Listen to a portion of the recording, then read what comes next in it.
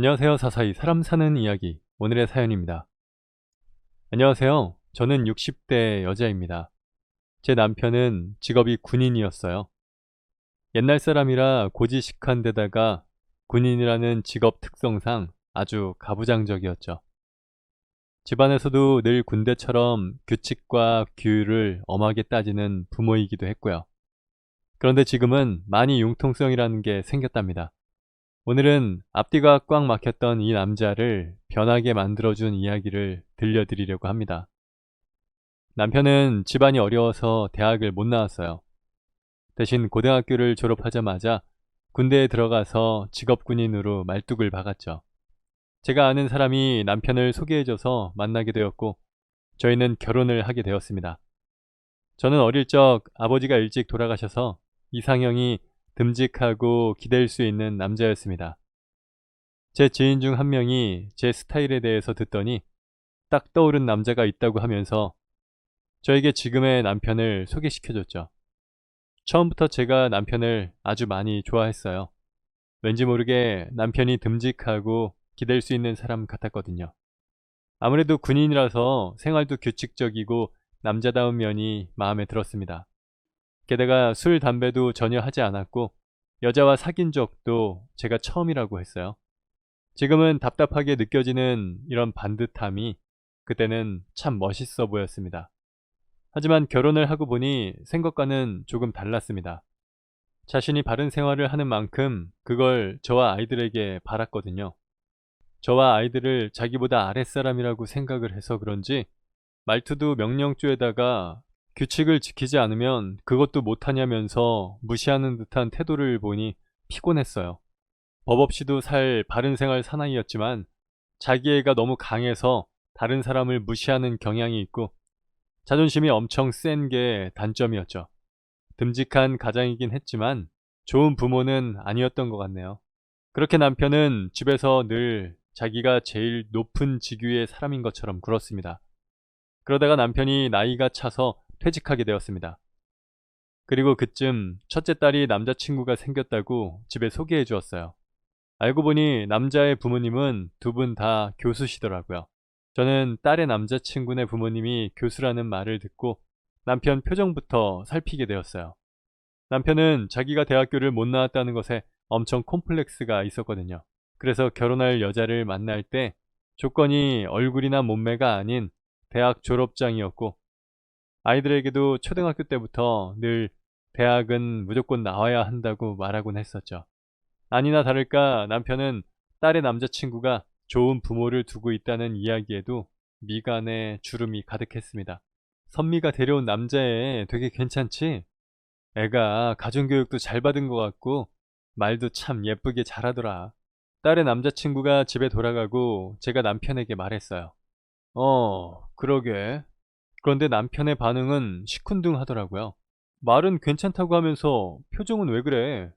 딸내미가 남자 생겨서 서운한 거야? 아니야, 그런 거.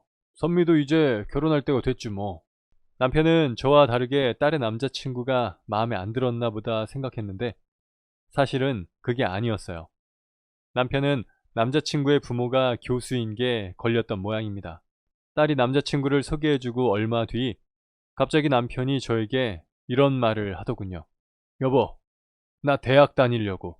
어? 그게 무슨 말이야? 갑자기 웬 대학?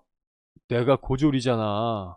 선미랑 그 남자랑 결혼하면 상견례 때 선미가 꿀릴까봐 그러지. 저는 그 이야기를 듣고 크게 웃었습니다. 그런 거로 아무도 무시 안 해. 우리 때는 형편 어려워서 대학교 가고 싶어도 못 가는 사람들 많았어. 게다가 당신은 대학 대신 군인이 된 거잖아. 너무 그런 거 신경 쓰지 마. 아니야. 내가 며칠 곰곰이 생각해 봤는데 들어가는 게 나한테도 좋을 것 같아. 그래야 손자, 손녀한테도 떳떳하고 말이지. 아니 그리고 늙어서 대학교 다니는 사람들은 다들 뭔가 배우고자 하는 열정이 있을 것 아냐. 나처럼. 왠지 대화도 통하고 좋을 것 같아. 누가 대학교 나오지 못했다고 손가락질하는 사람도 없는데 남편은 떳떳하게 살려면 노인 대학이라도 나와야겠다고 말을 했어요. 저는 처음에는 말렸지만 퇴직하고 나서 맨날 집에서 소파에 앉아서 텔레비전만 보는 것보다는 낫겠다 싶어서 함께 대학교도 알아봐 주었죠. 여기저기 찾아보니 집에서 가까운 거리에 있는 노인대학이 하나 있었습니다. 하지만 남편은 서울에 있는 노인대학교를 일일이 찾아가서 시설이 제일 좋고 평판이 좋은 곳을 까다롭게 골랐습니다. 저는 사실 걱정이 컸어요. 남편이 군인들 말고 일반 사람들이랑 잘 어울릴 수 있을지 말이죠. 남편은 평생 수직적인 문화에서 생활해서 사람들을 평등한 관계로 보지 않고 위아래가 있는 사이로 보는 경향이 있거든요. 물론 군대 내에서는 계급으로, 집에서는 가장이라는 타이틀로 자신이 위에서 군림해서 그런 것일 수도 있겠지만요. 딱히 직장 생활 외에 친구도 없어서 심히 걱정스러웠습니다. 그런데 제 생각과는 다르게 남편은 대학교 생활에 잘 적응해 가는 듯 보였습니다. 평소 감정이 드러나지 않던 사람이 대학교에 들어가고부터는 신나하는 게 느껴졌어요. 학교 다녀보니까 어때? 너무 좋지. 이래서 다들 대학을 다녀야 한다고 하나 봐. 오랜만에 공부도 하고 무엇보다 내 수준의 사람들이랑 만나서 이야기를 하니까 말도 잘 통하고 참 좋네. 그동안 내가 지식에 목말라 있었나 봐. 게다가 학교 가기 전에는 늘 거울을 보면서 꽃단장을 하기도 했죠. 제가 바람이 났나 생각할 정도로 사람 자체가 많이 밝아지고 변하게 되었어요. 친구들도 많이 사귀었는지 수업이 끝나고 함께 저녁도 먹고 오기도 했어요. 그런데 수업이 없는 날에는 따로 연락을 하거나 만나지는 않더라고요.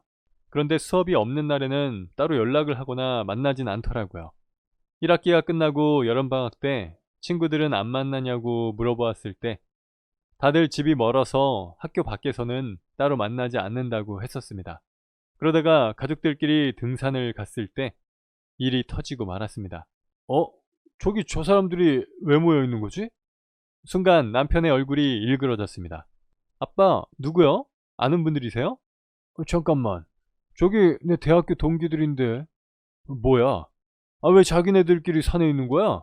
남편은 이상하다는 표정을 짓고는 그 사람들에게 다가갔어요.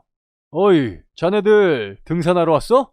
남편의 목소리를 들은 대학 동기들은 화들짝 놀라서 뒤돌아봤습니다.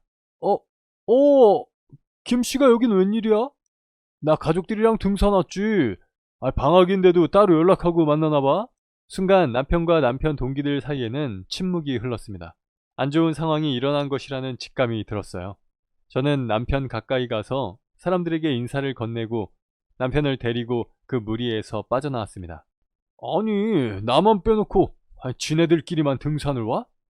그런데 남편은 아까 그 장면을 계속 곱씹으면서 등산하는 내내 중얼거리더군요. 왠지 화가 난 사람 같은 얼굴이었어요. 제가 왜 그러냐고 이유를 물어봐도 자존심 상해하는 표정을 짓고는 아무것도 아니라고 입을 닫았습니다. 그 일이 있고 얼마 뒤 개강을 했고 남편은 학교를 다녀와도 별로 기분 좋아 보이진 않았어요. 제가 어느 날 밤에 침대에 누워 자초지종을 물어보니 자기만 빼놓고 대학 동기들끼리 등산 모임을 만들어서 방학 전부터 매주 산행을 했다더군요. 말로는 남편이 운동하는 것을 싫어하는 것 같아서 같이 운동하자고 물어보지 않았다고 했지만 말입니다.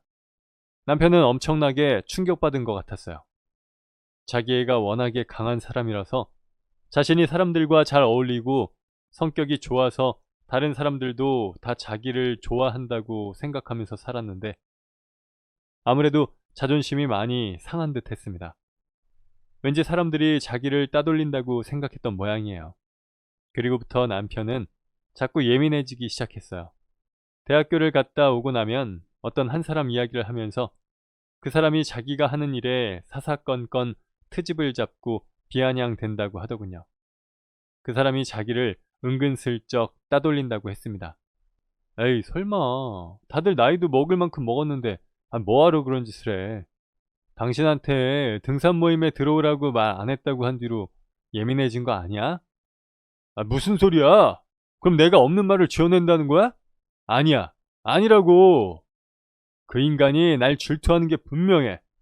분명 초반에는 교실에 있는 둥 없는 둥 조용히 있던 놈인데 내가 사람들 사이에서 인기가 있고 리더 역할을 하니까 괜히 그러는 거라고.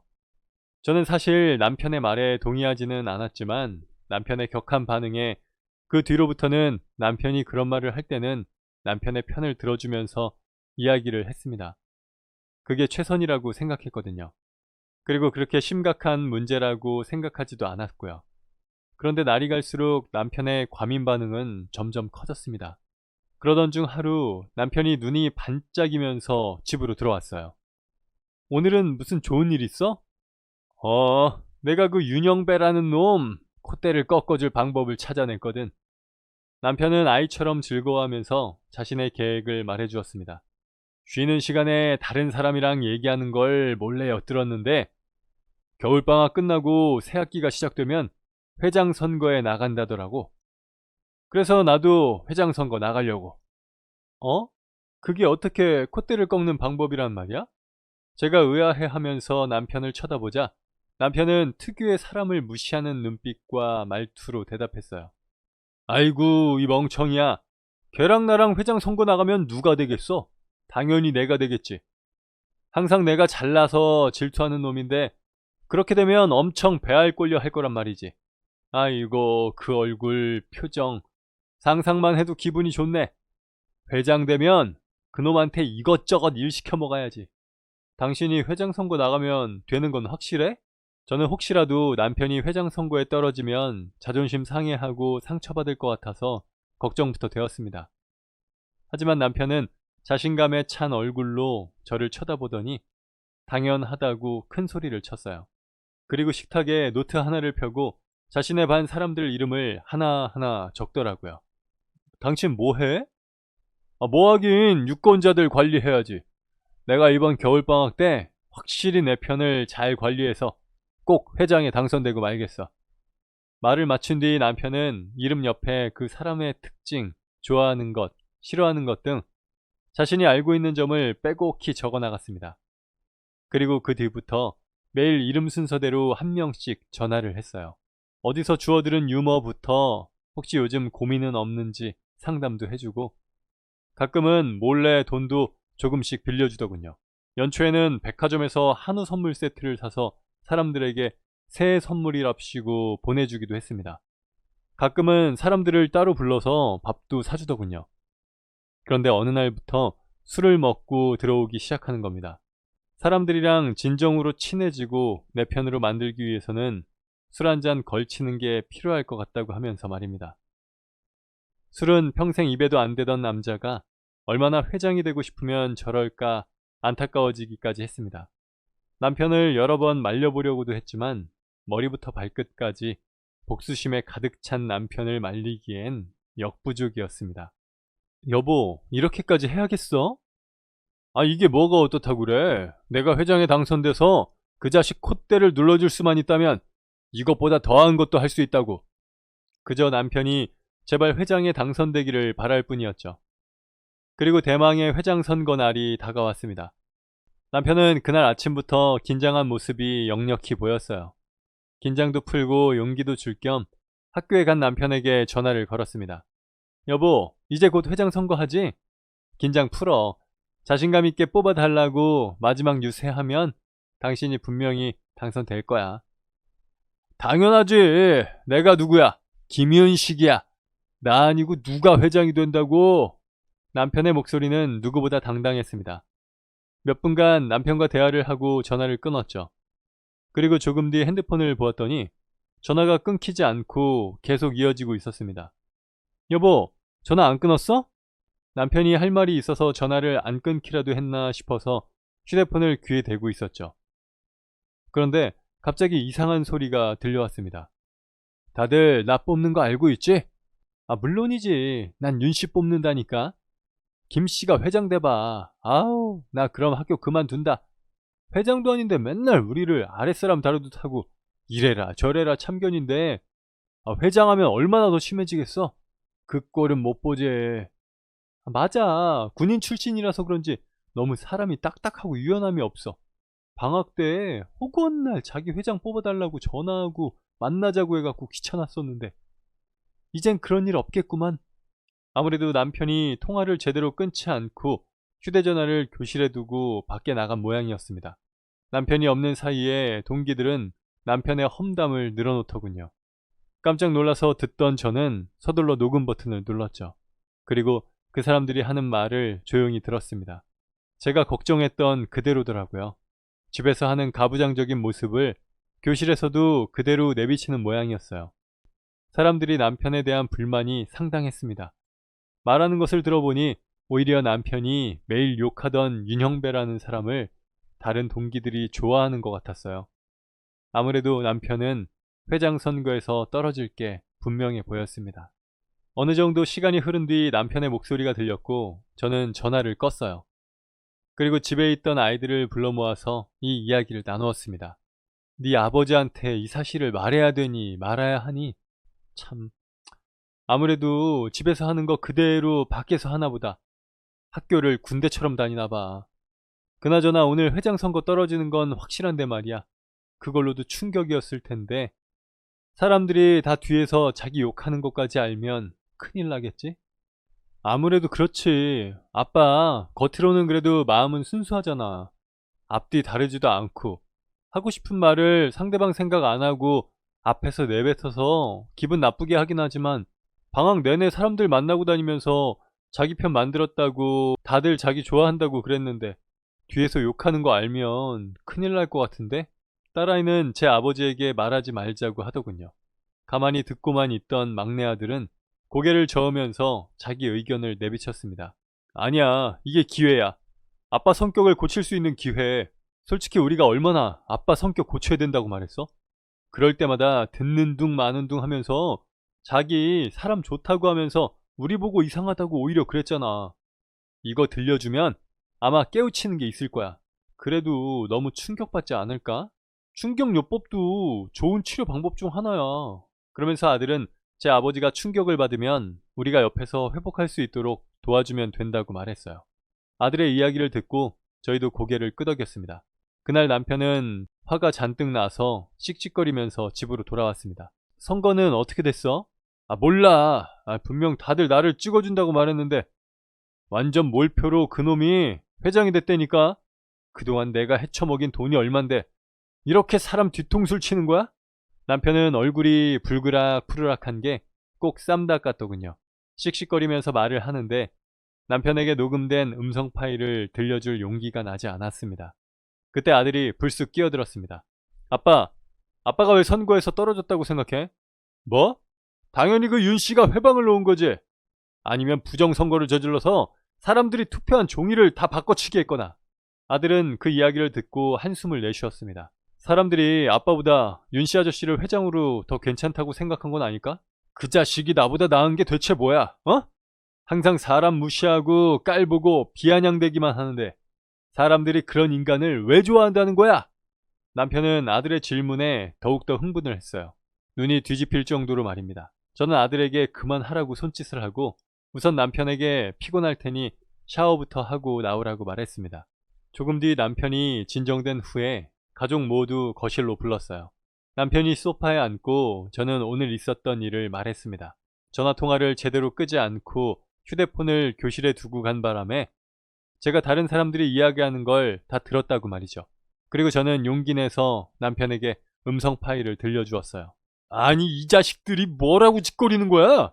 남편은 그 음성 파일을 듣고 나서 아까보다 더 흥분해서 소리를 질렀습니다. 내가 이 선거를 얼마나 이기고 싶어 했는지 지들이 뻔히 알면서. 한참을 허공에 버럭버럭 소리를 지르더니 남편은 방으로 들어가 버렸습니다. 거실에 앉아있던 저희는 그저 가만히 있을 수밖에 없었어요. 지금 건드렸다가 불똥이 튈 게 뻔했거든요. 남편은 그 뒤로 일주일 동안 학교에 가지 않더군요. 저는 남편이 크게 상처받았다는 걸 알고 있어서 걱정이 되기도 했지만 한편으로는 그 성격을 좀 고쳤으면 하는 바람이 더 컸습니다. 그래서 남편을 오히려 자극해서 학교로 보내기로 마음먹었죠. 여보, 오늘 학교 가는 날 아니야? 침대에서 뭐하고 있어? 나 이제 학교 안 가게. 무슨 소리야 대체. 남자가 칼을 뽑았으면 무라도 썰어야지. 중도 포기가 어딨어. 당신 같으면 가고 싶겠어? 다들 내 앞에서 헤헤거리고 뒤에서 그렇게 욕을 하는데 나 그 인간들 얼굴 다신 보고 싶지 않아. 그런 사람들이 뭐라고 당신이 대학을 포기한다는 거야? 그럼 앞으로 애들이 결혼할 사람 집에 데려오면 아버지가 대학교 중퇴라고 해? 아이고 애들 창피해서 어떡해. 그리고 상견례 때 내 체면은 또 뭐가 되고. 나도 대학교 나왔는데 부인한테는 쪽팔리지 않고? 저는 일부러 남편이 듣기 싫어하는 소리를 하면서 자존심을 박박 긁었습니다. 그랬더니 열이라도 받았는지 눈을 부라리면서 침대 밖으로 나오더군요. 뭐라고? 이 여편네야. 내가 당신한테 왜 쪽팔려야 돼? 당신 내가 창피해? 어? 아이 나 참. 내가 그놈의 대학교 졸업장 꼭 따온다. 남편은 제 성질에 못 이겨 다시 학교에 다니기 시작했습니다. 저와 아이들도 남편이 사회생활을 잘할 수 있도록 도왔습니다. 대학생이던 아들은 심리학 과제를 해야 한다면서 대인관계를 잘하는 방법을 알려주는 강연을 함께 들으러 가자고 남편을 데리고 갔죠. 혼자 가기 심심하다고 하면서요. 딸과 저는 좋은 책이 있다고 하면서 외톨이로 지내던 주인공이 사람들이랑 잘 지내게 되는 이야기의 소설들을 위주로 추천해 주었습니다. 남편에게 대놓고 성격 좀 고치라고 하진 않고 요즘 심리학이 대세라고 하면서 지식 쌓기에 좋다고 돌려서 말했습니다. 물론 남편도 눈치가 있으면 저희가 왜 그런 것들을 계속 권했는지 알았겠지만요. 그 결과 남편은 예전보다는 많이 말투도 유해지고 성격도 온화해졌어요. 스스로 변하려고 많이 노력한 게 보였습니다. 그리고 모든 대학 동기들과 잘 지내는 건 아니지만 적당히 잘 어울리면서 다녔고 작년에 대학교를 졸업했어요. 저와 아이들의 충격요법이 성과가 있었다고 생각이 든 건 졸업하고 나서였습니다. 대학을 졸업하고 나서도 남편은 몇몇 친해진 동기들과 꾸준히 연락을 주고받고 만나기도 하더라고요. 아직 화가 나거나 감정이 격해지면 예전 성격이 올라오곤 하지만 이제는 어느 정도 둥글둥글해진 것 같습니다.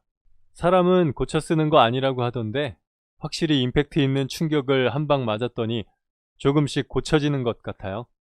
요새 100세 시대라고 하잖아요. 앞으로 함께 살아갈 날이 많이 남아있는 만큼 조금씩 변화된 남편이자 아버지의 모습으로 가족들과 함께 건강하고 행복하게 살았으면 좋겠네요. 이야기 들어주셔서 감사합니다. 네, 오늘 사연은 여기까지입니다. 사람 사는 이야기 채널 구독과 좋아요, 알람 설정 부탁드립니다. 감사합니다.